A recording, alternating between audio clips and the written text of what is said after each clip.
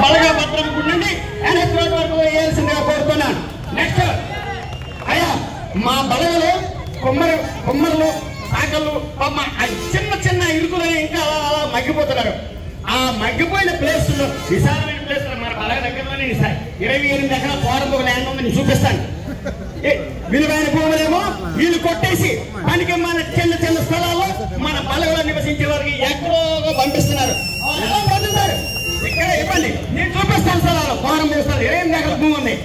Next అయ్యా త్రిశూలదాయి సంఘం సంస్థలో త్రిపార్టీ అంటే 3 పార్టీలు అక్కడ వినేతుడు 2000 మెజార్టీ వస్తుంది తెలుసా మీకు? చెప్పండి. ఓకే అదే కరెక్ట్. మరి మారుమోట్లు 50,000 మెజార్టీ. ఒకసారి అప్పుడు నేను చెప్పాను నేను 30,000 మెజార్టీ గెలుస్తానని. అంటే 5,000 లేదు మీకు 30,000 వస్తాను. 30,000తో గెలిచాడు అంటే తర్వాత ఎలక్షన్ లో 30,000 మెజార్టీ వస్తాను. నీకు 30,000 రాదు 16,000 వస్తానన్నా. ఎలాగరా అన్నా నువ్వు చేసేది వరం మీద పోటీ చేసే కాదు 30,000 వచ్చింది. ఈవేళ నువ్వు పోటీ చేసేది ఎవరు కొండాలి శాసగిరిరావు మీద 50-50 16 వస్తాను. 16 వచ్చింది. అలాగే నేను ప్రతి ఎలక్షన్ రాను. ఈసారి 50 డౌటే లేదు. ఎలాగా చెప్పండి రా.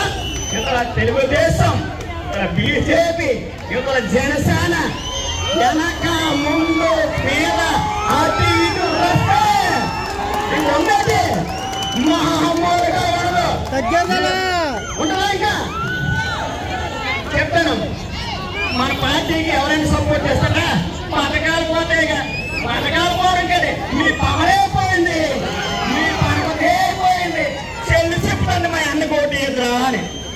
ఇంకో చెల్లి చెప్తాను మా అన్న కోటి ఎదురా అని. తల్లి చెప్తుంది నా కొడుకు కోటేద్రా అని. ఇద్దరు బావలు చెప్తారు మా బావ పెద్ద కోటేద్రా అని. నీ కూతురు చెప్తాడు మా నాన్న కోటేద్దు.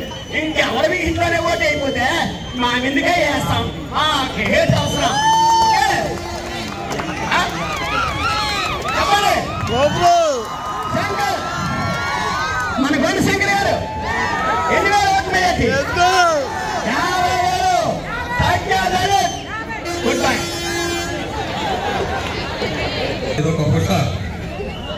ఆ టెంపో